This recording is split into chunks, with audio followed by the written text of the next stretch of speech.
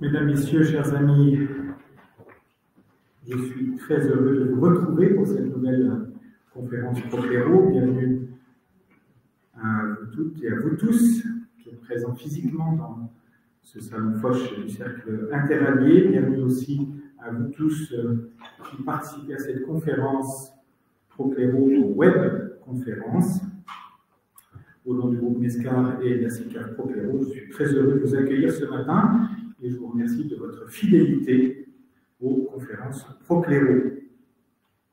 Ceux qui ont participé à la deuxième journée de la finance intégrale qui a eu lieu en juin dernier à Paris, au Théâtre de la Madeleine, se souviennent très certainement des interventions très pertinentes et des contributions particulièrement éclairantes apportée par Madame Elisabeth Gressieux aux deux tables rondes auxquelles elle a participé.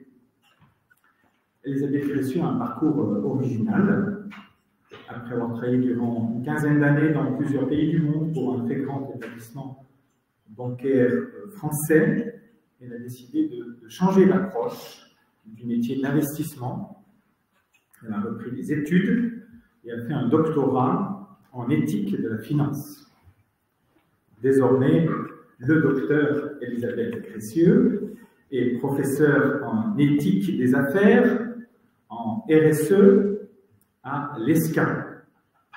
Elle est membre du FIR, le Forum pour l'investissement responsable. Elle participe à de nombreux comités éthiques. En particulier, elle est membre du comité d'éthique de Société Générale Private Banking.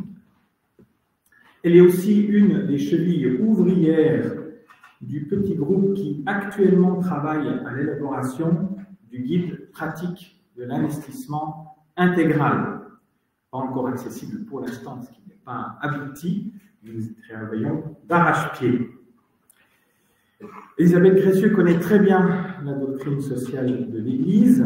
Dans le cadre de la chaire Éthique et Innovation de l'Université catholique de l'Ouest, elle a conduit une recherche scientifique sur les apports de la doctrine sociale de l'Église dans l'investissement financier. Chère Elisabeth, je vous remercie d'être là ce matin. Je suis très heureux de vous donner la parole. Vous êtes certainement aujourd'hui une des personnes les plus qualifiées pour parler à la fois de l'ISR, de l'ESG, de la RSE et, j'ajoute bien, et de la doctrine sociale de l'Église. Parce qu'il y a plein de gens qui savent parler de l'ISR, de la RSE, de l'ESG aujourd'hui, mais qui parlent aussi de la doctrine sociale de l'Église en lien avec cela, il y en a beaucoup moins.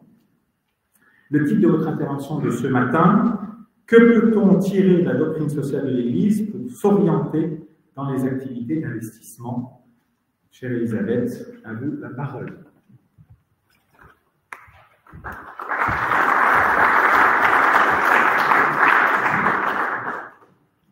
Bonjour à toutes et à tous, je suis ravie d'être ici parmi vous, de retrouver certains visages connus que l'on s'est croisés en juin dernier. Merci tout particulièrement à vous, Pascal André, de me faire confiance et de me donner la parole ce matin. Voici un sujet très large que je vais aborder d'une certaine façon. J'aimerais juste auparavant rappeler deux excellents documents que vous connaissez sûrement, qui est l'un Mensura Bonam, écrit notamment auquel notre ami Pierre Belezin a participé, publié par le Vatican il y a un an, et puis La vocation de l'investisseur, bien évidemment écrit par Pascal André. Donc ce sont vraiment deux documents de référence. Je vais donc prendre une orientation un petit peu différente par rapport à ces documents pour ajouter venant du monde de la gestion. Je ne suis pas donc théologienne, comme vous avez pu le comprendre. Donc ma lecture de la DSE est forcément faite à travers le prisme du monde de la gestion, duquel je viens et dans lequel je suis depuis près de 27 ans. Voilà. Dans les groupes de travail auxquels je travaille, je participe sous la houlette de don Pascal André Dumont, comme il l'a rappelé. Nous faisons le constat que la DSE n'était pas très précise dans l'application de ses principes directeurs. Elle donne plutôt à travers ces différents textes des lignes de conduite, des indications qu'il convient d'interroger et de décliner dans des contextes précis. Il faut donc se questionner sur le contexte actuel dans lequel nous faisons des affaires et nous investissons. Ainsi, nous ne pouvons pas faire l'économie de situer ce contexte actuel, celui que d'aucuns appellent la modernité, pour ensuite revenir sur ces grands principes et comprendre ce qu'ils peuvent apporter à l'investisseur moderne en termes d'éthique, de responsabilisation personnelle et de gains substantiels, je dirais. Autrement dit, que peut la DSE à l'ère de la finance moderne et en particulier de l'investissement moderne? Je vous propose donc de procéder en deux temps. Dans un premier temps, nous procéderons à une lecture plutôt sociologique et philosophique de la modernité en s'appuyant sur des auteurs que vous connaissez sans doute tels que Zygmunt Bauman, Günther Anders ou encore Arnold Rosa, sans oublier bien évidemment Hannah Arendt. Pour, dans un deuxième temps, mettre en regard de cette modernité, pensée par ces sociologues et ces philosophes, ce que peut justement nous apporter la DSE en tant qu'investisseur chrétien. Un premier constat de départ tout d'abord. Nous n'avons jamais eu autant besoin d'éthique, à mon sens, et de spiritualité, et cela n'a jamais été aussi difficile de bien décider, de décider éthiquement et moralement en ce qui nous concerne ici en matière d'investissement dans le cadre de nos organisations. Je m'explique. Les dilemmes éthiques auxquels nous devons faire face se sont démultipliés tout au long du XXe siècle. Ceci pour plusieurs raisons et continuent d'émerger à un rythme effrayant. L'usage des IA génératives est sans doute le phénomène récent le plus emblématique de ceci. Du fait, entre autres, du pouvoir technique croissant que nous avons acquis, de la façon dont nos organisations fonctionnent, c'est-à-dire à une échelle globale dans un environnement multiculturel et pluraliste, la plupart du temps. En outre, au sein de nos sociétés, les inégalités sociales n'avaient pas été aussi criantes depuis bien longtemps, sans parler des dilemmes liés à la mise en œuvre des politiques de RSE qui cherchent à contrebalancer l'impératif financier avec d'autres impératifs, notamment sociaux et environnementaux, ce qui crée d'autant plus de dilemmes au niveau des décideurs et des plus hauts niveaux de décision dans l'entreprise. Autant d'occasions donc d'exercer son discernement, et c'est en cela que la DSE et les Écritures, mais également la figure du Christ, et ça j'y reviendrai à la fin, sa démarche à travers les paraboles, nous propose des éléments d'orientation. Quels sont donc ce que nous appelons en sciences de gestion les arrangements organisationnels et leurs postulats de base que notre époque moderne porte en elle et qui rendent notre discernement en amont et notre engagement moral en aval plus aigu, malaisé et incertain qu'à d'autres époques peut-être. Donc en première partie, je vais insister sur 9 angles morts, j'espère que j'aurai le temps d'aller jusqu'au bout, de notre époque moderne à travers quatre auteurs que j'ai précédemment cités. Pour ensuite, dans une deuxième partie, donc comme je vous l'ai annoncé, voir en quels termes la DSE nous apporte ces éclairages. Premier point, ce qu'on appelle la disponibilité du monde. La disponibilité du monde. Penser, c'est-à-dire penser que le monde et ses ressources naturelles sont à notre disposition, justifiant ainsi le pillage de ces dernières sans logique comptable et en faisant fi des externalités négatives ainsi générées. Le discours moderne de toute puissance et la rhétorique de domination ne facilitent pas la prise de conscience des investisseurs tant individuels qu'institutionnels. 3 constats et exemples illustrent les difficultés, percées du discours ESG-ISR. Tout d'abord, les investissements jusqu'à très récemment ne prenaient pas encore en compte l'aspect ressources environnementales. Ce n'est que depuis, on va dire, la 2015, la COP21, qu'on voit cette accélération et que les investissements ISR ou ESG décollent, du moins chez les investisseurs institutionnels. Le FIR, donc le Forum pour l'investissement responsable, dans sa dernière enquête annuelle de 2023 sur les Français et la finance responsable, pointe le peu d'investisseurs individuels qui sont au fait de ce qu'est vraiment l'ISR. Seuls 16% déclarent connaître ce que sont ces investissements et leur logique, quand 13% disent investir dans des fonds ISR, même si 60% des Français reconnaissent porter un intérêt à la question sociale et écologique. Autre exemple de difficulté par rapport à cette disponibilité des ressources, l'État du Texas, qui, comme vous le savez, produit 43% du pétrole et 25% du gaz naturel américain, a cédé ses participations directes dans BlackRock et plusieurs autres sociétés financières afin de se conformer à une loi de l'État interdisant d'investir dans des sociétés considérées comme discriminatoires à l'égard de l'industrie pétrolière et gazière, dont BlackRock, difficilement accusé d'être trop engagé sur tous les aspects ESG, Il n'y a donc qu'à dire les dernières lettres annuelles adressées par la RIFIC à ses actionnaires, à lire un peu entre les lignes, on s'aperçoit des difficultés qu'il y a et parfois du double discours. Troisième exemple, la taxonomie verte européenne propose dorénavant de flécher les investissements, comme vous le savez, vers une cinquantaine d'activités économiques, soit déjà durables, soit permettant d'atteindre les 3 objectifs durables du Green Deal. Ceci va donc dans le bon sens, mais le cycle de négociations interinstitutionnelles des fameux trilogues au niveau européen sur la directive européenne concernant le devoir de vigilance illustre le fait que cette rhétorique est sur la disponibilité du monde à la vie dure. La présidence espagnole du Conseil européen propose à l'heure actuelle d'exclure les institutions financières, comme vous avez pu le lire, et donc l'impact de leurs investissements sur le droit des personnes et sur l'environnement. Cette position du Conseil va donc à l'encontre de la proposition votée par le Parlement européen en juin dernier. Donc, premier problème de la modernité, cette disponibilité des ressources. Deuxième problème, deuxième sujet, on va dire, l'accélération du temps. Des besoins de croissance couplés à une multiplication du recours aux technologies en pensant qu'elles nous feraient gagner du temps, mais de fait, nous sommes encore plus pressurisés. Accélération du temps. Or, d'une part, cette accélération constante ne nous permet plus de contempler, comme nous y invitait Aristote, afin d'envisager la décision à prendre sous toutes ses coutures. Une tension baltique, comme je vous disais en introduction. D'autre part, cette accélération constante depuis plusieurs décennies s'accompagne d'un pouvoir technique accru qui donne l'illusion du contrôle et de la maîtrise. Nous déléguons de plus en plus le savoir-faire aux machines qui décident pour nous, ou en tout cas nous engagent sur des voies bien déterminées, et nous présentent plus insidieusement la meilleure décision à prendre, sans Google Maps que sur nous. En matière d'investissement, l'analyse technique, le calcul des moyennes mobiles, tout ce que vous connaissez sur le bout des doigts, les canaux, les bottoms et autres tops, doivent nous donner le bon momentum pour rentrer sur un titre ou le vendre. Le PAC, dans Laudato Si, paragraphes 101, 106 et 108, dénonce le paradigme technocratique, s'accompagnant de la domination et de l'accélération de notre époque. Quelle liberté, au fond, avons-nous encore et pour quelle finalité? Et justement, troisième point, la finalité technico-financière, qui est sous-jacente à notre modernité, à la façon dont nos organisations fonctionnent. Cette finalité technico-financière se fait en lieu et place de la finalité morale et on observe un glissement. Je vais vous l'expliquer. Dans ces mêmes paragraphes, de Laudato Si, paragraphes 101, 106, 108, le pape dénonce l'utilité instrumentale découlant de ce paradigme. Je cite, « Nous avons le mauvais récit centré sur l'utilité des objets, des techniques et la domination.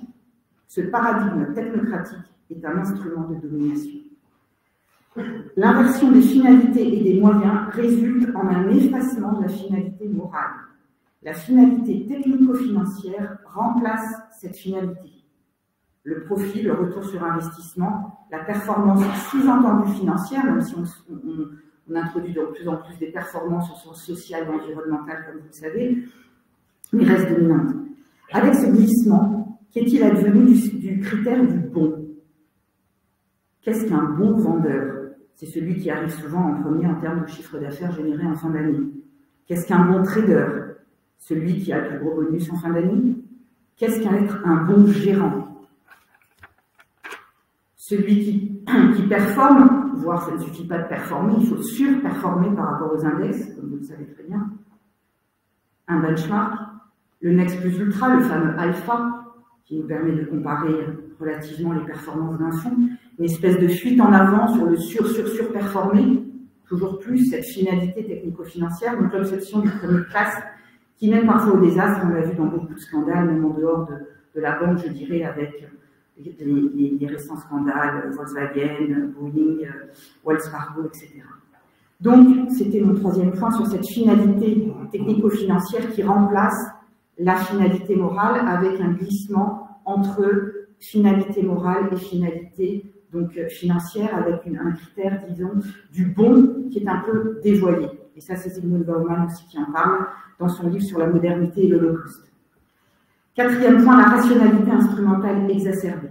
La rationalité instrumentale exacerbée, alpha et oméga de notre mode de pensée et d'action. Allant de pair avec les points précédents, la modernité, penser que notre raison, notre raisonnement rationnel nous permettrait de trouver des solutions à tous nos problèmes en caricaturant un petit peu. Or, ce faisant, nous passons à côté des émotions et du mécanisme d'empathie. avec le mécanisme d'empathie, est fondé sur les émotions et sur l'imagination, sur les capacités imaginatives. Ce que les neurosciences mentionnent aujourd'hui comme des habiletés cruciales lorsque nous sommes confrontés à un problème d'ordre moral.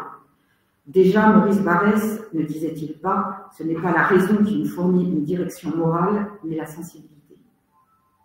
Dans ce cas, et ce qui fait froid dans le dos, la solution finale n'était pas le plan d'un fou, donc Bauman parle de l'Holocauste et parle de tout ce qui s'est passé pendant la Seconde Guerre mondiale, mais participer d'une rationalité instrumentale parfaitement huilée, si je puis dire.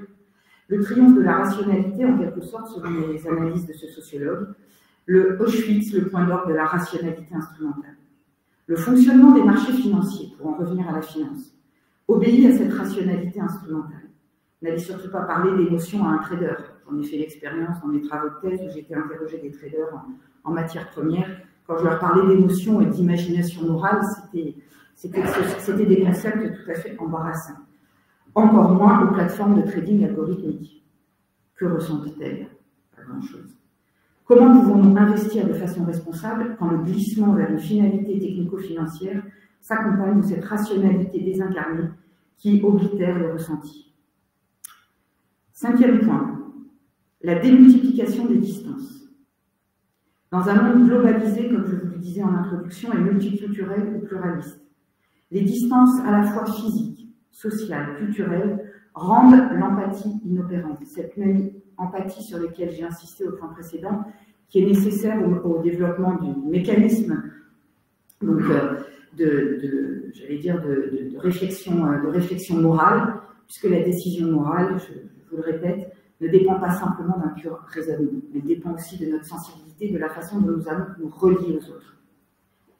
Nous ne pouvons plus nous imaginer à la place de l'autre à 10 000 km de là, d'autant que la différence avec cet autre s'en trouve exacerbée pour des raisons culturelles, religieuses ou sociales.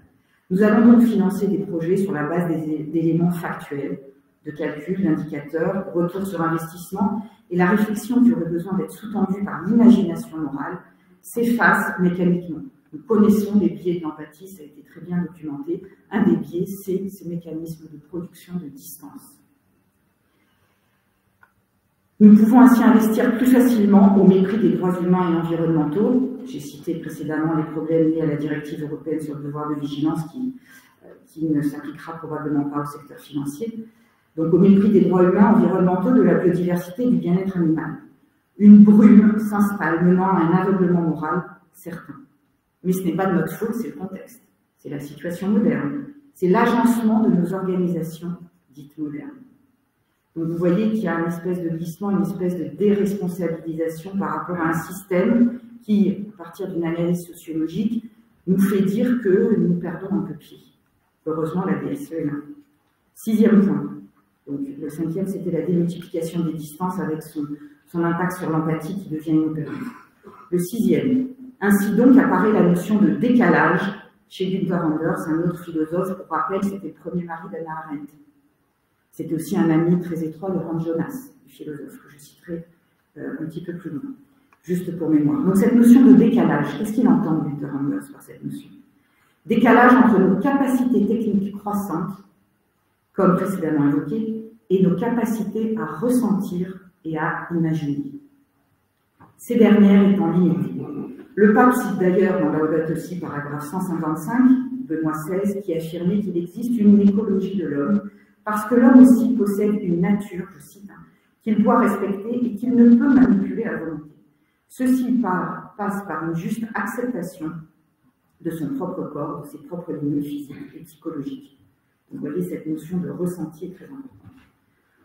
Cependant, ce décalage a pour corollaire une incapacité à imaginer les conséquences, en tout cas une plus grande difficulté, à imaginer les conséquences de nos actions et de nos décisions sur les autres. Or, on sait qu'un des critères d'une décision éthique, c'est aussi qu'on peut le juger aux intentions, j'allais dire aux motivations de la décision. On peut aussi juger une décision éthique de par ses conséquences, et notamment ses conséquences potentiellement négatives sur un certain nombre de parties prenantes, pour reprendre un vocabulaire de la gestion. Ceci peut donc nous mener à des injustices et a pour conséquence un certain aveuglement moral, ou ce qu'on appelle une surdité morale. Nous n'entendons pas les cris de la terre, comme le rappelle notre pape François. Ce décalage entre un clivage ce décalage entraîne un clivage entre l'agir et ses effets. On justifie par exemple la fabrication de certains produits par le travail qu'elle donne ou l'emploi qu'elle permet. Il y a un clivage peut-être malsain entre le produit fabriqué et le travail ainsi justifié. Est-il normal de, par exemple, produire, pour prendre un exemple extrême, des mines antipersonnelles? Alors certes, ça donne de l'emploi, mais vous comprendrez bien, juste pour prendre un exemple fort, qu'il y a certaines limites, bien évidemment. Mais également, tout simplement, sur certains produits qui sont peut-être aujourd'hui jugés superflus dans un monde qui nous pousse davantage vers la sobriété. Il n'y a qu'à voir toutes les boutiques qui nous entourent dans cette fameuse rue du Faubourg Saint-Benoît. La finance, à travers les investissements qu'elle décide, vient soutenir parfois des secteurs totalement superflus. Donc, que vaut à ce moment-là la justification que je donne du point de vue moral? Et la question éthique se déplace sur cette question de la justification que je donne à mes investissements. Dans quel secteur j'investis pour répondre à quels besoins? Par exemple, le trading sur les marchés financiers de commodities, tels que les matières premières alimentaires. Les effets de la volatilité des cours sont peut-être intangibles, impalpables pour le trader occidental ou asiatique, hormis en ce qui concerne peut-être son bonus, mais bien tangibles pour les producteurs des pays en développement. Le cas, à cet égard, le cas, je me rappelle, du cas de la violation de l'embargo de l'ONU sur le financement d'armes. Vous savez que BNPP, vous vous rappelez sûrement, avait financé au Rwanda des livraisons d'armes au bénéfice de la Mingisoutou, c'était dans les années 90, et la banque avait été accusée de complicité de génocide ou de crime contre l'humanité en 1994, une transaction de plus d'1 million d'euros permettant de livrer 80 tonnes d'armes. Puis ensuite, elle a été condamnée au Soudan pour les mêmes problèmes de 2002 à 2008.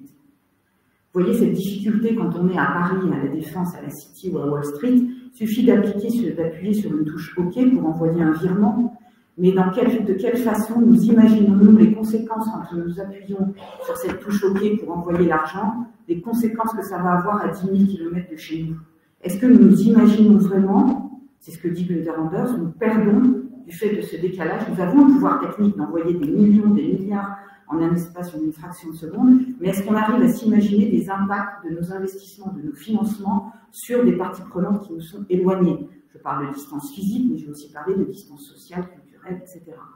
Et ça, nos organisations modernes nous le rendent beaucoup plus difficile. La dimension locale, on y reviendra tout à l'heure, est, je pense, très importante. Donc voilà, appuyant sur une touche, parfois nous ne nous rendons pas compte de ce que nous faisons réellement et de l'impact que notre action va avoir sur d'autres. 7e point, le coupable sans faute, toujours de Günther Anders, concept également discuté par Zygmunt Bauman, le coupable sans faute. Qu'est-ce que ça veut dire? Nous perdons de vue finalement la finalité dans des organisations modernes très grandes, très larges, finalité de nos actions dans un système devenu trop complexe, trop distinct. Nous sommes noyés dans une grande machine, faisant de nous des coupables innocents, donc le coupable sans faute. Se retrouver complice, je cite Günther Anders, en tant que pièce d'une machine dans « Nous sommes tous fils de Eichmann ». Ainsi se développe la banalité du mal, le concept donc développé par Hannah Arendt, des hommes et des femmes normaux qui commettent l'irréparable. Ceci a deux conséquences. Premièrement, ceci a des conséquences sur la finalité de nos investissements. En tant qu'investisseurs individuels, que finançons-nous vraiment? Nous faisons appel à un tiers de confiance, ceux parmi vous qui êtes des professionnels de l'investissement, mais que savons-nous au fond de la constitution aussi des fonds ISR? Le processus de screening est encore bien opaque pour l'investisseur final, l'investisseur individuel. Qu'est-ce qu'il connaît vraiment du processus de screening et de ce dans quoi il investit, sachant que nous pouvons mieux connaître normalement les 10 plus gros tickets d'investissement sur le DC des fonds, à part pour le fonds pour faire. Anders nous dit également, et je vous cite un exemple aussi en dehors de l'investissement pour que vous compreniez aussi ce concept de coupable sans faute. On ne se rend plus compte de la finalité de nos actions parce que finalement, nous sommes qu'un petit rouage dans une grande machine. Imaginez si vous travaillez dans une entreprise du CAC 40, présente dans 70-80 pays, comment sent-on la décision et l'impact de cette décision dans toutes ces filiales, dans toutes ces parties prenantes, ces dizaines de milliers de parties prenantes, on ne peut pas dire centaines de milliers. Anders nous dit donc dans un autre cadre sur la guerre. La guerre par télémeurtre, ce qu'il appelle le télémeurtre, qui sera la guerre la plus dénuée de haine qui ait jamais existé dans l'histoire. Il faut comprendre que Günther Anders, là, je le cite, il écrit en fait, il a écrit 2 lettres en 1964 et en 1988, 2 lettres ouvertes au fils de Eichmann, Klaus Eichmann, pour lui dire finalement, pour discuter de cette question d'éthique et de la responsabilité. Et là, donc c'est un extrait de là, nous sommes les fils d'Eichmann. Donc il parle de ce télémeurtre à distance. Je vous invite d'ailleurs à voir le film Eye in the Sky sur Arte à propos d'une attaque par drone téléguidée par les USA pour tuer des terroristes au Moyen-Orient. Or, il se trouve qu'une petite fille joue à proximité de la cage des terroristes et elle est clairement visible sur les images satellitaires. Ce qui fait hésiter le soldat en charge du tir situé à des milliers de kilomètres du lieu d'impact. Que savons-nous là encore de ce à quoi nous participons au final à travers ce que j'ai appelé téléinvestissements? Donc le point est à 7, concernait le coupable sans faute, cette difficulté, vous voyez, qui découle de ce décalage entre notre pouvoir technique, on peut agir avec des drones à distance, mais vous voyez bien que là, sur le ressenti, à travers ce biais empathique, eh bien, nous avons la difficulté à nous imaginer les conséquences de nos actes et à les toucher, les ressentir, vraiment, de notre chair. 8e point, ce qu'il appelle le sans-nous, ou l'obsolescence de l'homme. Günther Anders nous dit que, je cite, « Notre visée constante est de produire quelque chose qui peut fonctionner sans nous, de produire des outils par lesquels nous nous rendons superflus. Il n'est qu'à penser à l'IA, au chatbot, à ChatGPT et autres robots d'accompagnement des personnes différentes, des personnes handicapées, âgées, etc. Sans parler des applications de scoring pour l'octroi des crédits, les immenses bases de données, donc de Reuters, Refinitiv ou autres, les agences de rating qui nous fournissent en masse des datas pour conduire des analyses extra-financières. Bien évidemment, toutes ces datas sont importantes. Je ne suis pas là en train... Je pousse un peu, je caricature pour faire réfléchir. Je ne dis pas que les datas ne sont pas importantes. Bien évidemment, on ne va pas prendre des décisions oubliées. Là n'est pas la question. Simplement, il y a cette espèce de lame de fond, vous voyez, dans les postulats de base sous-jacents à nos organisations, à la façon dont elles sont organisées, cette tendance à aller vers une obsolescence de l'homme, le sans-nous. Nous n'avons plus besoin de nous déplacer à la rencontre des entreprises dans lesquelles on investit. Là encore, je caricature, car je sais que les gérants et analystes vont rencontrer au moins une fois par an des entrepreneurs, discuter avec eux, je le sais bien. Mais est-ce suffisant? Qu'est-on en train de construire comme relation à l'autre? Ceci nous amène à mon dernier point, la désespérance, qui est un peu une conséquence de tout ceci. Günther Anders nous dit encore, et si je suis désespéré, que voulez-vous que j'y fasse? De même, le sociologue Armin Fosa, sur lequel je vais venir sur cette deuxième partie, admet être aussi assez pessimiste. Et si nous désespérons de notre situation, si le monde tourne sans nous, à quoi bon s'engager de façon responsable? Béatrice Hibou, notre auteure, Béatrice Hibou, dans son livre sur la bureaucratisation à l'ère néolibérale, paru en 2015, pour sa part, souligne, je cite, le sentiment de malaise et d'inutilité ou de futilité qui surgit lorsque le travail est envahi par des extras. Ce qu'elle appelle des extras, ce sont justement toutes ces données, ces normes, ces standards, toute cette conformité que vous connaissez sur le bout des doigts, toutes ces données, ces procédures, ces process qui nous entourent, cette machine que nous avons mise en place depuis, voilà, particulièrement depuis quelques dizaines d'années. Donc ce sentiment de malaise et d'inutilité qui s'empare de nous et qui forme souvent, ou sont perçus comme formant, je cite toujours, une proportion importante du temps de travail et éloigne les gens du cœur de leur travail. Le sans-nous mène à cette perte de sens généralisée. L'auteur cite en particulier le secteur de la finance comme secteur emblématique de cette bureaucratisation et de cette perte de sens. Un des secteurs les plus réglementés, procéduriers, pour de bonnes raisons, je le répète là encore, couplé à un secteur informatisé, électronisé, autrement dit intermédié. Vous voyez le rapport que l'on peut faire avec la difficulté à s'imaginer des conséquences sur les autres. Intermédié par des plateformes, des outils informatiques et qui travaillent avant tout sur la base de chiffres et de métriques. Le cocktail idéal pour créer de la désespérance. J'en finis donc avec ma première partie sur ce cadre assez, on va dire, lourd, mais je le fais en toute connaissance de cause, pour justement insister sur les difficultés actuelles dans nos organisations, d'un point de vue de l'agencement organisationnel qui fait que dans notre époque dite moderne, eh bien, il nous est de plus en plus difficile de prendre des décisions responsables, en particulier en matière d'investissement, mais vous l'aurez compris, au-delà, pour tout ce qui concerne des décisions, on va dire, managériales. Que pouvons-nous conclure de cette façon d'appréhender la responsabilité personnelle? En effet, cette analyse sociologique et philosophique ne conduit-elle pas à la déresponsabilisation de l'individu face à un système qui le dépasse? Que pouvons-nous, face à ces influences situationnelles et ces agencements organisationnels? N'avons-nous pas construit un nouveau monstre comme celui du Dr Frankenstein? Hans Jonas, d'ailleurs, dans son principe de responsabilité écrit en 1984, suggérait d'ailleurs qu'il se pouvait que nous ayons atteint nos limites en termes cognitifs et que l'exercice de la responsabilité s'en trouvait donc gravement entravé. Heureusement, pouvons-nous nous appuyer sur les Écritures pour remettre l'homme pourvu d'une conscience et d'une liberté de pensée au centre de la réflexion éthique. Le système est en effet composé d'hommes et de femmes qui prennent des décisions tous les jours, en dernière, au final. Le système n'a pas, devrais-je dire encore, avec l'arrivée des IA génératives, on peut espérer peut-être le pire, de vie propre. L'agencement du système a beau être ce qu'il est, l'éthique de nos décisions va dépendre de la qualité de notre discernement en amont et de notre engagement dans l'action en aval. Quel regard donc et quelle voie de responsabilisation nous apporte la DSE et les Écritures dans ce contexte moderne? Autrement dit, que peut la DSE dans ce contexte? Son pouvoir va être à la mesure de notre volonté, j'allais dire, et de notre détermination, mais également de nos vertus et de notre prière à la rencontre avec le Christ. J'aborde donc ma deuxième partie. Que nous dit la DSE dans ce contexte moderne au sujet de notre responsabilité éthique en tant que financier et investisseur? L'homme moderne, suite à ce que j'ai dit, pourrait être tenté de baisser les bras devant un système devenu peut-être monstrueux. Le chrétien, lui, doit relever la tête et accepter le défi de la modernité car il est nous armé. Il est fondamentalement libre et donc responsable.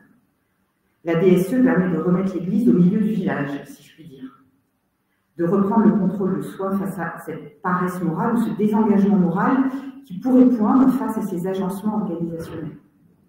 La DSE peut éclairer et guider vers une finance intégrale, nous en avions discuté en juin dernier, permettant le développement intégral de tout l'homme et de tous les hommes, dans Popular Rome Progressio, paragraphe 42. Autrement dit, vers un humanisme plénier. Je cite ce paragraphe, « C'est un humanisme plénier qu'il faut promouvoir. Qu'est-ce à dire? Sinon le développement intégral de tout homme et de tous les hommes. Un humanisme clos, fermé aux valeurs de l'esprit et à Dieu, qui en est la source, pourrait apparemment triompher. Certes, l'homme peut organiser la terre sans Dieu, mais sans Dieu, il ne peut en fin de compte que l'organiser contre l'homme. L'humanisme exclusif est un humanisme inhumain. » Donc la question qu'on se pose, c'est en quoi et comment est-ce que cet humanisme exclusif est un humanisme inhumain? La DSE nous propose d'abord une anthropologie différente de celle de l'Homo economicus, que vous connaissez tous, dans laquelle est enracinée la finance moderne actuelle, malgré ses tentatives de développer l'ISR et donc de porter un regard différent sur l'homme avec un grand H, dans son écosystème, la maison commune en quelque sorte. En effet, à la suite de la dernière crise financière de 2007, les autorités de régulation ont, comme son nom l'indique, cherché avant tout à re-réguler le secteur financier. Bien évidemment, il fallait le faire, et en particulier les activités de la trentaine de grandes banques systémiques mondiales que nous connaissons.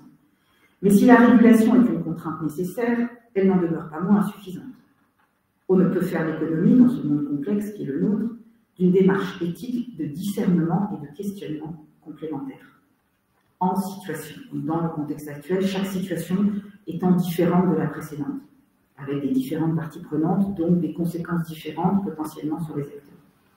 Notre époque a ainsi besoin de réflexivité pour démêler le prioritaire de l'accessoire, pour se fixer des priorités, hiérarchiser ses objectifs et ses valeurs, afin de décider en décideur éclairé, cette fois-ci ici dans notre cas par la doctrine sociale de l'Église. Cet enracinement nouveau doit donc se faire dans l'amitié divine, ce que j'appelle cette amitié divine que l'homme peut choisir de développer avec Dieu, approfondie par le développement de l'amitié personnelle avec soi-même, se retrouver soi-même, en vue de construire une amitié sociale au service du bien commun de la maison commune. Ceci suppose de repenser la place faite par la finance à l'être humain en tant que personne dans la création, et de savoir si, je cite Mansour Al-Ghanam, le document que je vous ai cité au départ, Donc je disais, ceci suppose de repenser la place faite par la finance à l'être humain en tant que personne dans la création et de savoir, je cite, si l'humanité, qui est le temple sacré dans lequel les marchands sont empêchés de spéculer, signifie quelque chose dans le système économico-financier contemporain. Car lorsque l'économie perd son visage humain, les personnes deviennent alors les serviteurs de l'argent. Mansour Al-Bonham, chapitre 2, paragraphe 6. Et la finalité de la finance est finalement dévoilée. Je cite là le Compendium, paragraphe 116. À la racine des déchirures personnelles et sociales, qui offensent en diverses mesures la valeur et la dignité de la personne humaine, se trouve une blessure au plus intime de l'homme, la conséquence du péché en tant qu'acte de séparation d'avec Dieu, et précisément l'aliénation, à savoir la division de l'homme, non seulement d'avec Dieu, donc cette amitié avec Dieu dont je parlais, mais aussi d'avec lui-même et les autres hommes et le monde environnant. La rupture avec Dieu aboutit d'une manière dramatique à la division entre les frères. Donc, Compendium, paragraphe 116. La DSE permet ainsi de se re-responsabiliser. L'homme doit s'efforcer de se questionner en fonction, bien évidemment, des commandements qui nous ont été donnés.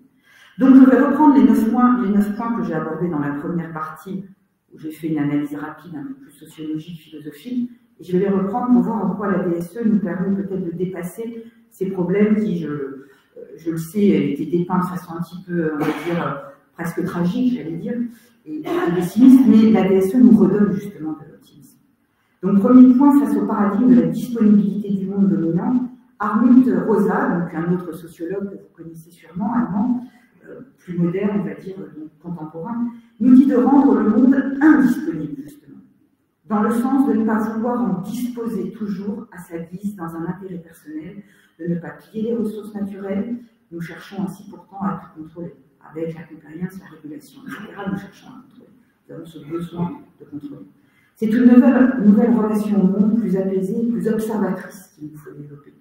De la disponibilité infinie des ressources à la mesure vertueuse, à la sobriété, donc j'en appelle aux vertus aristotéliciennes, à une certaine forme d'humilité.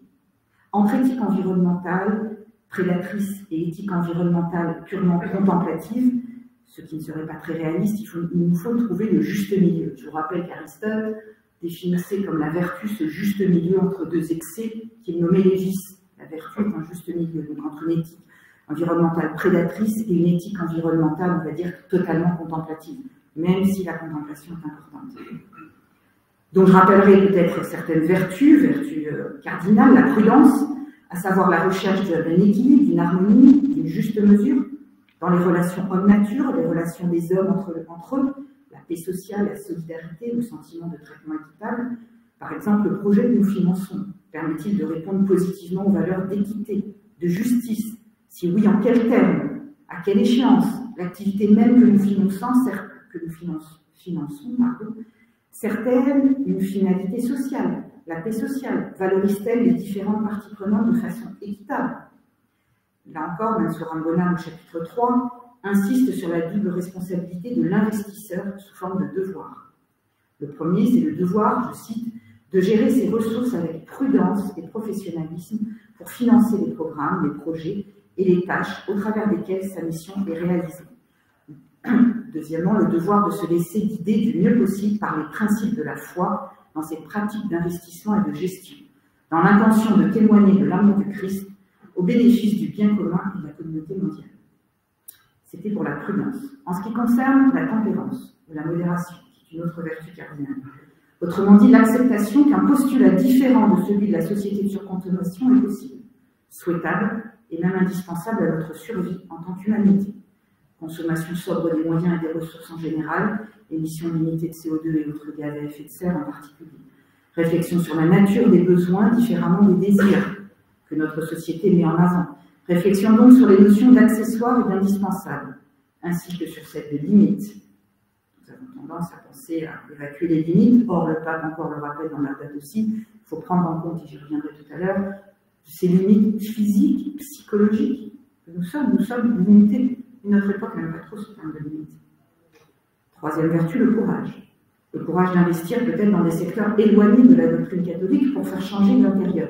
Là, c'est tout ce qui est activisme actionnarial qui se développe beaucoup depuis plusieurs années et peut faire bouger des lignes. Donc le choix est en ligne, soit on investit parfois dans des secteurs qui peuvent nous paraître un peu éloignés, la doctrine sociale de l'Église et de ses besoins, mais c'est pour le faire changer et évoluer de l'intérieur. Ou alors, nous avons tout le système d'exclusion sectorielle que nous retrouvons notamment dans Maître sur un Bonhomme. A priori, nous excluons certains secteurs jugés donc non adéquats par rapport à la DSE. Dans certains cas, donc peut-être que ça doit être dans ce sens discuté. Ou au contraire, c'est le courage du désinvestissement.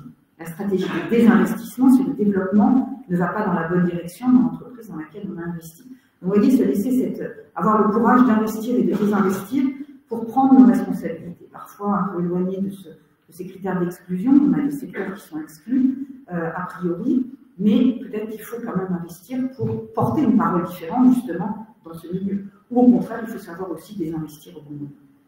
Tout ceci nécessite du discernement. Donc ça, c'était sur cet appel à l'indisponibilité des ressources que discute Armand Troussin. Le deuxième point, je vous avais dit l'accélération du temps. La DSE répond à cette accélération du temps par le terme de contemplation.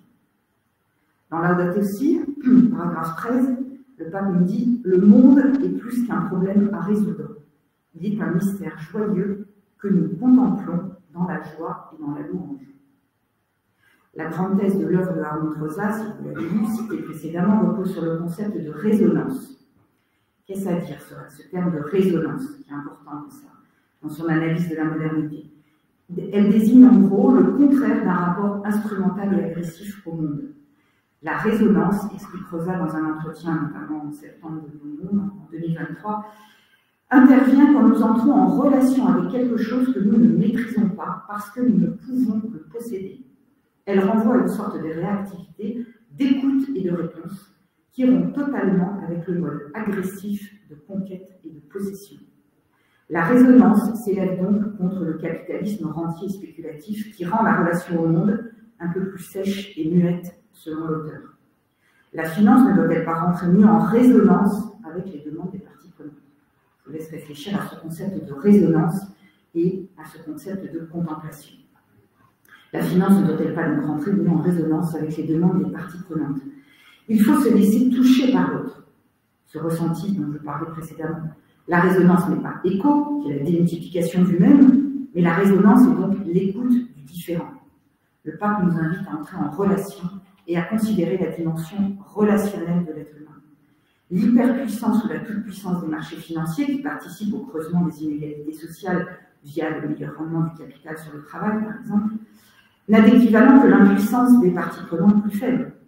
Et ce déséquilibre et ce rapport de force sont très dangereux pour la stabilité du monde.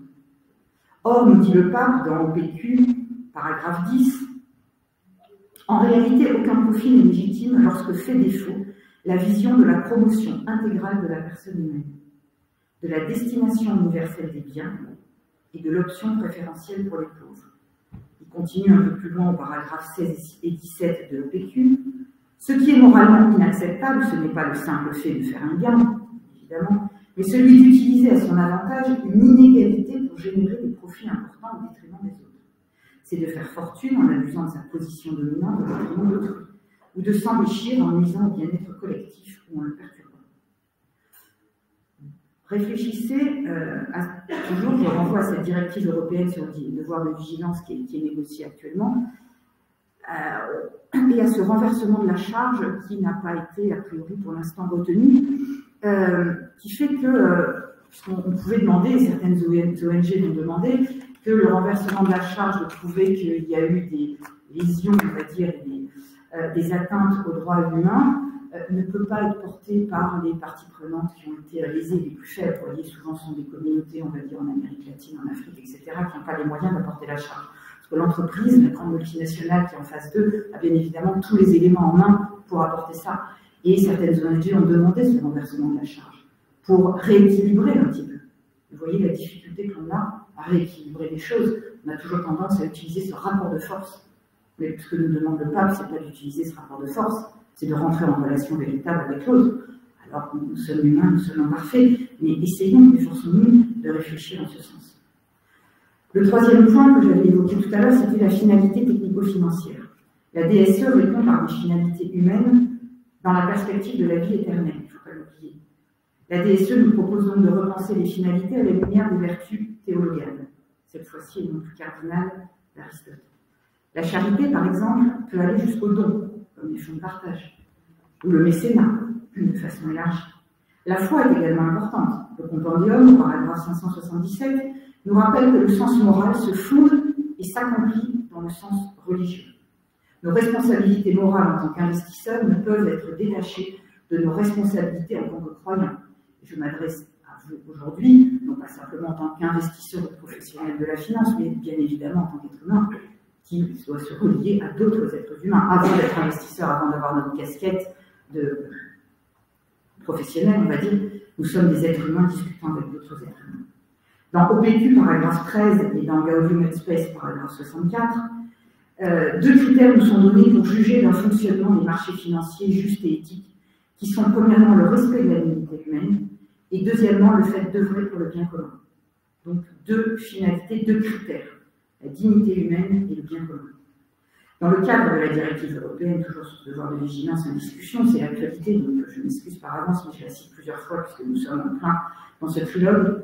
En tant qu'investisseurs chrétiens, nous avons le devoir d'aller au-delà de cette loi stricto sensu qui veut exclure les entreprises financières de son périmètre. Les droits humains sont parfois bafoués, j'ai pu écouter plusieurs témoignages d'ONG dans plusieurs pays d'Amérique latine et autres, et en tant que gestionnaire de fonds d'investissement, je pense que nous ne pouvons pas continuer d'apporter de l'argent frais à certaines entreprises au mépris de ces droits. Le compendium, au paragraphe 575 et 576, mentionne que l'Église répond aux interrogations de fond sur le sens et sur la fin de l'aventure humaine par l'annonce de l'évangile du Christ, qui soustrait la dignité de la personne humaine à la fluctuation des opinions en assurant la liberté de l'homme comme aucune loi humaine ne peut le faire. Dans la droite ligne de cette invitation à réarticuler les fins et les moyens, et face à la rationalité instrumentale qui était exacerbée, qui était le quatrième point, la DSE propose donc, pour ce quatrième point, la prière. Autrement dit, de voir avec le cœur, et d'user de notre raison, mais à la lumière de la foi. La raison, bien évidemment, importante, donc, mais le tout, c'est d'utiliser à la lumière de la foi. Le pape, dans Laudato Si, au paragraphe 210, dénonce la raison instrumentale de la modernité et nous invite à aller au-delà du calcul utilitariste. Vous connaissez très bien. La DSE et les Écritures nous invitent à un retour réflexif sur soi-même. Quel genre de personne souhaitons-nous être? Être un bon investisseur, c'est viser une vie bonne en tant que personne humaine, ce que je vous disais à l'instant. C'est d'abord et avant tout se comporter en croyant. En ce sens, cela passe par la prière, prendre le temps du silence, de la réflexion, de la méditation et de la contemplation. Je vous ai dit précédemment. Un article d'Aletheia la semaine dernière parlait d'anorexie de la pensée, pour la dénoncer, liée à l'avalanche d'informations et de la connexion permanente. Anorexie de la pensée. Rappelons-nous la figure du Christ qui se retirait pour prier seul, loin des foules. Soyons exigeants avec nous-mêmes, évitons la plainte facile. Prenons ce temps de la réflexion et de la distance. Cinquième et sixième point, je vais les traiter ensemble. Je vous ai parlé de la démultiplication des distances et donc de cette notion de décalage. C'est Günther Andrés qui définissait ce décalage entre notre capacité technique, notre pouvoir technique, et puis cette capacité à ressentir et à s'imaginer. Je vais donc traiter ces deux points ensemble. Il faut donc limiter les implications négatives de cette démultiplication des distances et limiter ce décalage qui s'est instauré entre notre pouvoir technique et nos capacités à ressentir et à s'imaginer qui va de pair. Revenir à une dimension locale des affaires qui nous permettent de rentrer en relation avec l'autre, comme nous y invite le pape, de développer cette amitié sociale, de développer notre imagination morale, d'appliquer plus aisément la règle d'or, vous la connaissez toutes, ne fais pas autrui ce que tu n'aimerais pas qu'on te fasse, et de développer la fraternité. Dans Popularum Progressio, paragraphe 66, le pape nous dit « Le monde est malade.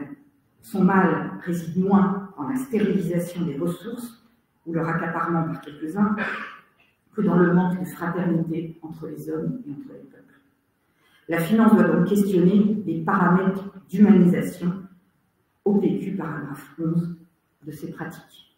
Les paramètres d'humanisation des pratiques. À ces distances multiples que je citais, donc distances géographiques, culturelles, sociales, etc., la DSE répond par la subsidiarité et le local. J'allais dire, investissons à la mesure de notre imagination. Investissons à la mesure de notre imagination. À savoir, à longueur d'écosystème que nous connaissons. Ou alors donnons-nous les moyens, mais les véritables moyens de connaître l'écosystème s'il est un petit peu plus lointain. Si on souhaite investir dans des pays en développement, mais ce devrait être fait à travers des partenariats mûrement sélectionnés, avec précaution, visités régulièrement, avec un dialogue poursuivi. 2 implications associées. Premièrement, investir local dans des entreprises que nous connaissons, avec qui nous pouvons nouer de véritables relations de confiance. Limitons la notion de globalité.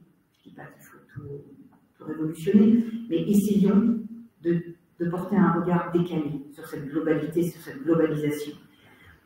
Revenons à l'échelle d'hommes, tout simplement. Il y a donc un fondement éthique à l'investissement local basé sur nos capacités imaginatives. Et ça, on le sait. On a tendance à l'oublier. On va faire du local pour des aspects environnementaux, etc., ce qui est très bien, pour développer l'emploi local, bien sûr. Mais c'est parce que ça correspond fondamentalement aussi à une façon dont nous abordons la question d'éthique. Nous avions besoin de cette imagination empathique, une imagination morale, pour vraiment comprendre, toucher l'autre, comprendre l'impact que nous avons sur la vie de l'autre. Ce n'est pas juste une entité abstraite. Deuxième implication, développer une attitude, j'allais dire, d'ethnographe, notamment pour confectionner nos reportings extra-financiers. À la nouvelle réglementation CSRD, répondons par des observations qualitatives, du relationnel, de la connaissance étroite, à la mesure, là encore, de notre imagination. Il n'est pas encore possible de faire de l'ethnographie à distance. Dans OPQ, paragraphe 10-11, je cite, « Tout progrès du système économique ne peut être considéré comme tel s'il est mesuré uniquement sur la base de paramètres quantitatifs et d'efficacité dans la production du profit.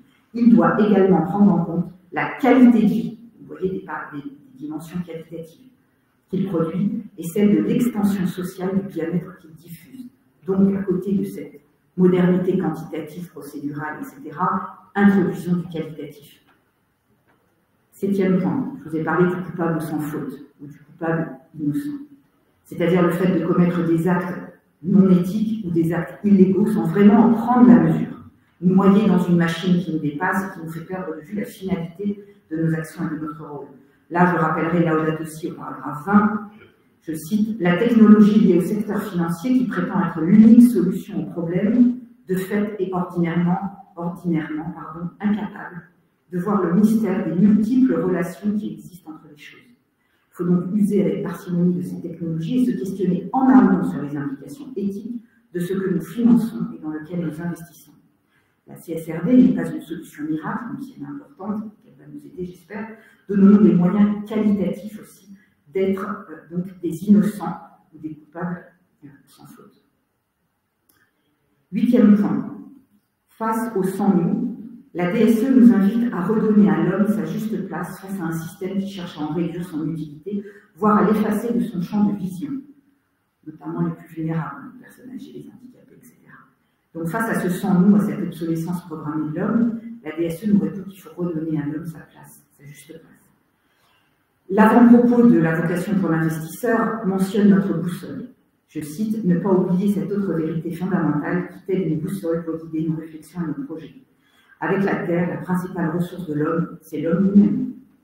Il est donc urgent d'investir avant tout dans ce capital qu'est l'homme, dans l'éducation et la formation. » Je vous parlais tout à l'heure de l'accessoire et du fondamental. Donc dans l'éducation et la formation, la santé et les recherches médicales, la création d'emplois, la sauvegarde de la création, la promotion de la paix et de la fabrication et du commerce des armes qui sèment la mort, la terreur et la désolation. La DSE répond et rappelle la valeur unique et inestimable de chaque homme créé à l'image de Dieu, sans adopter une vision anthropocentrique pour autant telle que nous l'avons vécue peut-être jusqu'à présent. La DSE nous demande de remettre l'homme à sa juste place, comme je l'ai dit précédemment, de considérer la dignité de chacun.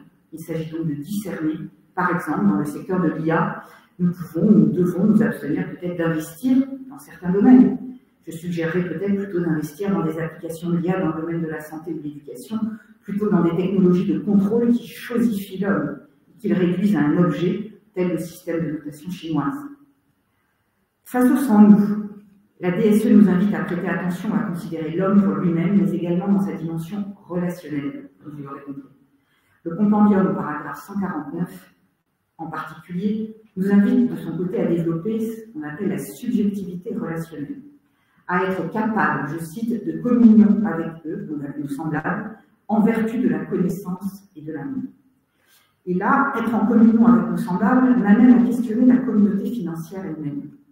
Qu'est-ce qui lie la communauté financière actuellement? À l'observer comme ça, on pourrait dire qu'il s'agit avant tout d'une communauté de technique et d'expertise, qui est encore absolument indispensable, utilisant modélisation, analyse financière et économétrie. Ainsi peut-être, c'est une question, la communauté des financiers semble peut-être davantage tenue ensemble par la connaissance que par l'amour. J'ai parlé à des traders d'amour. Plutôt que de parler de systèmes financiers abstraits, désincarnés et déresponsabilisants, former une communauté de personnes reliées par des principes et des vertus de justice, de charité, serait certainement un des objectifs à travailler afin de développer une finance humaine, une finance de cœur. Au paragraphe 167, le compendium nous parle d'ailleurs de l'homme de cœur. L'idée ici est de réfléchir à une finance de cœur, peut-être au service de cette dimension humaine plus spirituelle et charitable. Finance de cœur, je vous laisse ce terme. Et non pas simplement une finance à visée utilitariste. En d'autres termes, une piste à explorer peut-être serait de refonder une finance sur l'arbre de vie, le Christ, et non sur l'arbre de la connaissance uniquement. Un peu à l'image de notre communauté aujourd'hui ici, présente dans cette salle et en visio. Dans cette perspective, nous devenons tous sauf obsolescents.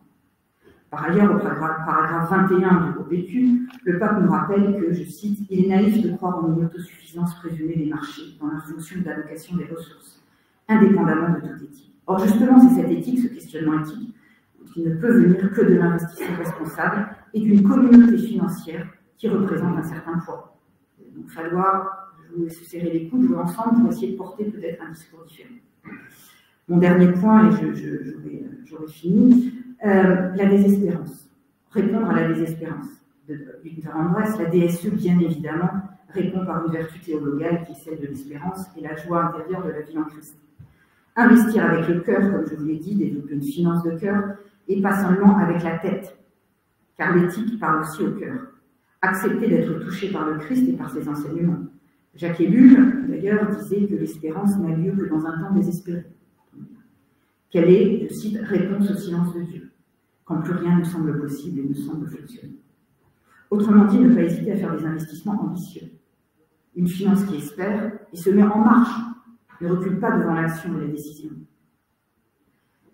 Et là, j'aimerais revenir sur la culture, la vertu d'impatience, discutée par Günther Anders, à propos, alors je vous ai dit, il écrit donc dans la phase après l'arme atomique, hein, il a été très marqué par l'utilisation de cette bombe atomique à 2 instants, et de notre engagement donc contre sa prolifération. Il s'est engagé, il nous a dit, nous devons devenir impatients parce que le danger est là, il est déjà très tard, les dégâts causés aussi à la maison commune, si on le rapporte à la période actuelle, tout comme laissés pour compte de la société, sont déjà très importants. Autrement dit, mettons-nous en route car nous ne connaissons ni l'heure ni le jour. Donc, reprenons peut-être cette vertu d'impatience que Günther Anders a développée dans un autre contexte lié à l'émergence du nucléaire, mais surtout à son utilisation, et remettons-le actuellement face à ces problèmes environnementaux, je vais dire, et sociaux. Être impatient de mettre du cœur à l'ouvrage. Les évangiles insistent plutôt sur la patience, donc à savoir une forme d'endurance, de persévérance face aux épreuves, rendue possible grâce à notre foi. Alors soyons impatients d'être patients. Faisons de notre argent investi un argent impatient d'être patient, plutôt qu'impatient tout court, plutôt qu'impatient à très court terme, d'avoir du rendement tout de suite, là, maintenant. En conclusion, je dirais se laisser accompagner par le Christ grâce à la prière. Nous sommes riches par rapport à nos contemporains, non croyants. En tant que chrétiens, de ce retour réflexif sur nous-mêmes nous propose la Bible et la DSE. Relire les commandements de l'Ancien Testament à la lumière des paraboles du Nouveau Testament. Les paraboles sont l'expression même du questionnement éthique. Que fait le Christ au fond? Il cherche à répondre à une question, puis il nous questionne, nous met face à nos incohérences, nos doutes. Il nous invite à faire un retour sur soi, à grandir à travers la réflexion menée dans des situations bien précises. Il s'agit davantage d'un dialogue que d'un discours ou d'une grande leçon morale.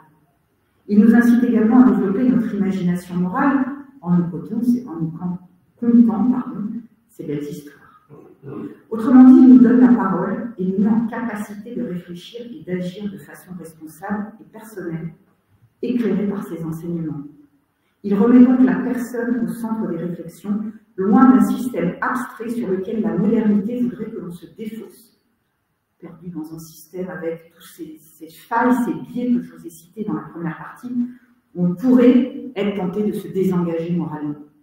Eh bien, le Christ nous invite, je pense, très clairement à nous réengager. La DSE est atemporelle. La Bible était là à travers les textes des Anciens et des Nouveaux Testaments, bien avant notre modernité, et nous n'avons pas fini d'en tirer des enseignements. À nous de méditer et de relire ces écrits à la lumière de notre modernité.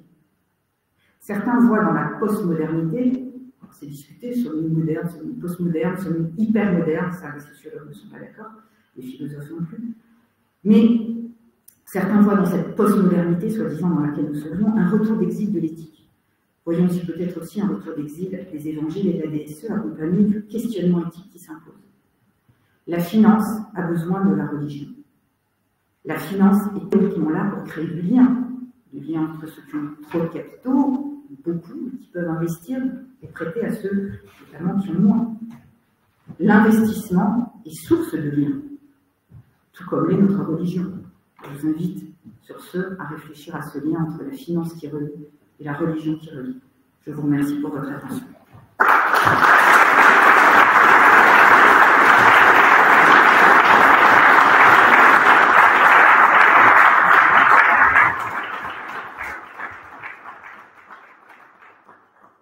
Merci infiniment, Elisabeth Gressieux, pour cette magnifique intervention, très très riche.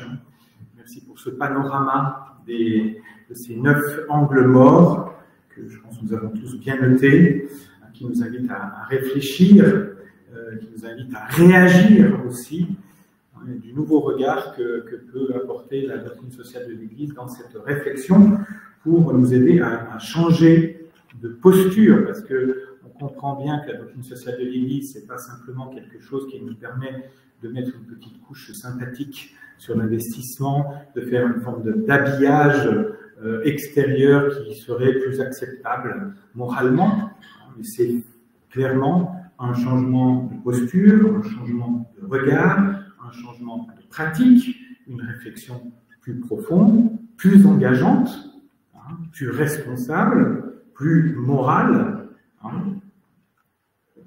Elisabeth Gressieux a insisté au début sur la question du bon investisseur, du bon trader, voilà, le bon.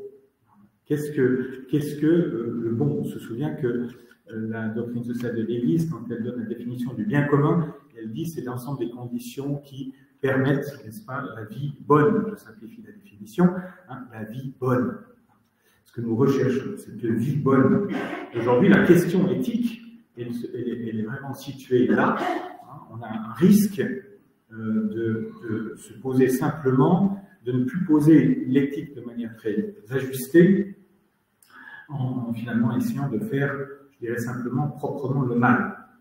L'éthique a tendance à devenir comment faire proprement le mal. Ça se voit déjà sur toutes les questions de bioéthique. On va faire proprement le mal. Et nous, la question qui se pose, c'est évidemment pas ça, c'est comment on fait bien le bien, puisque c'est ça l'éthique, comment bien faire le bien.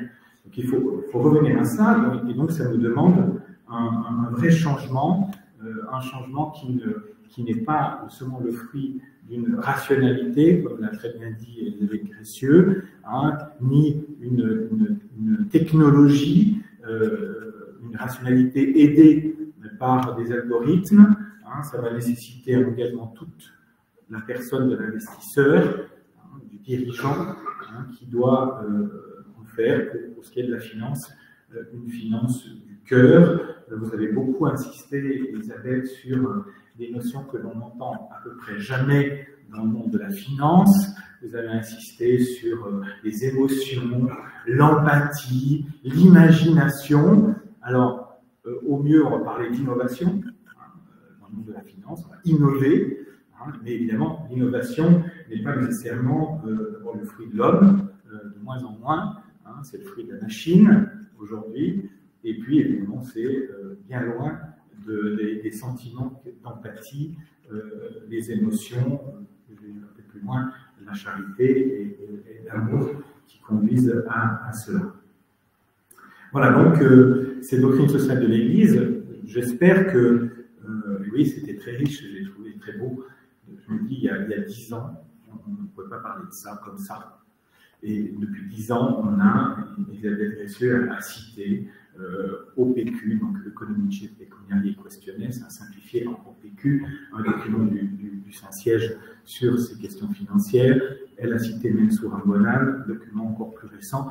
On a aujourd'hui un peu plus de matière doctrinale, je dirais, sur ces questions qui nous permettent de réfléchir, qui nous poussent en avant dans la réflexion, qui nous obligent à aller plus loin. Il y a une doctrine sociale de l'Église qui sera plus accessible à nos intelligences, qui nous permet de l'approprier petit à petit, dans le but que nous soyons transformés dans notre approche de l'investissement, la manière que nous avons de faire de la finance aujourd'hui. La DSE ne donne pas, nous le savons bien, des solutions concrètes, en tout cas pas celles que nous souhaiterions ou celles que nous demandons habituellement à un algorithme, n'est-ce pas? Elle ne crache pas de la solution, la doctrine sociale de l'Église, j'allais dire. Elle est justement une source d'inspiration qui peut justement nous transformer. Je crois vraiment en cette capacité de la doctrine sociale de l'Église d'être une vraie source d'inspiration. Alors certes, ça passe, comme l'a très bien dit Elisabeth Gressieux, par la prière. Pour certains, ça passe par la lecture de l'Évangile. Effectivement, les paraboles sont très inspirantes. Je rappelle que dans l'Évangile, étonnamment peut-être, Jésus utilise 2 champs sémantiques les plus habituels. C'est tout le champ sémantique, j'allais dire, agricole, viticole, les épinglés, la vigne, etc. Et puis un autre champ sémantique qui est celui de l'argent. Parole des talents, les débiteurs impitoyables, etc., etc. C'est toute une série de paraboles, de messages de Jésus qui sont liés à la question de l'argent, évidemment dans les évangiles, qui ne peuvent être qu'inspirants pour nous.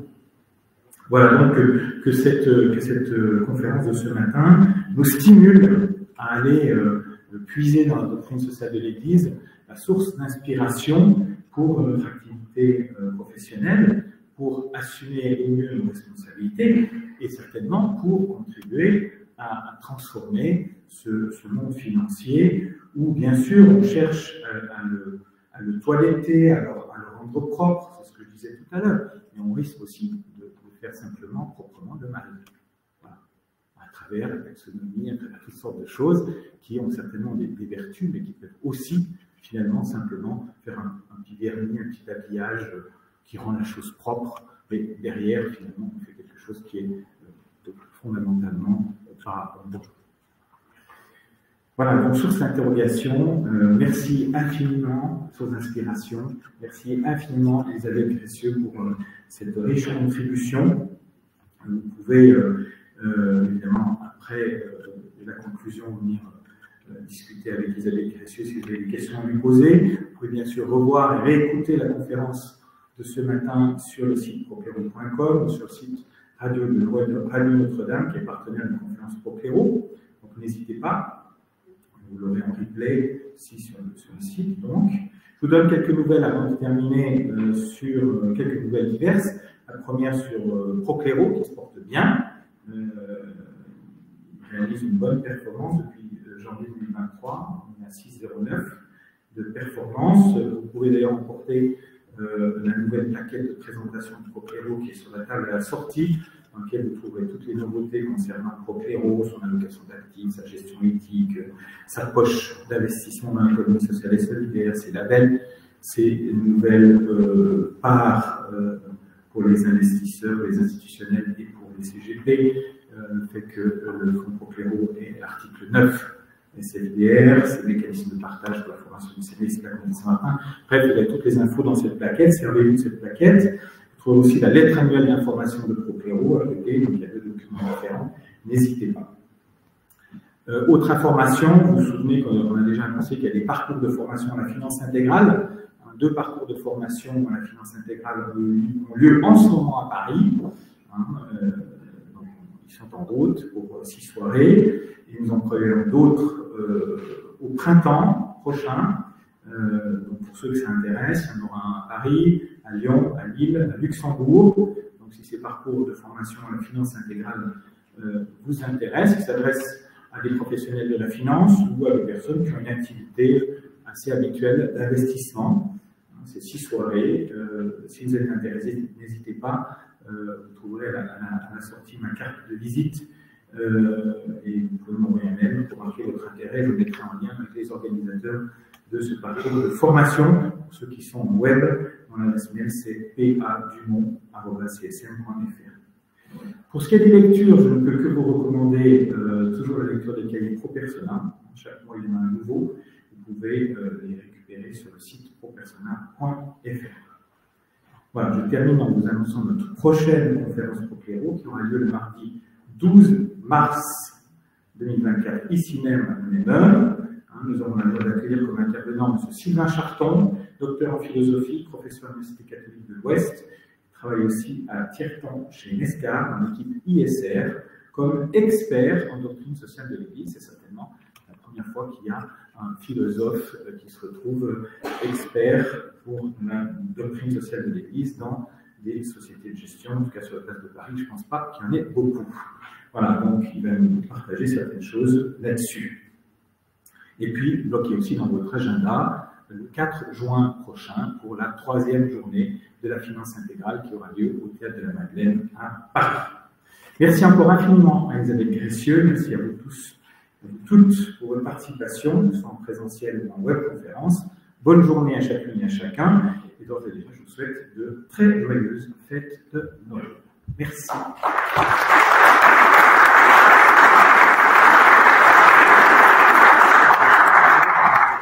Mm-hmm.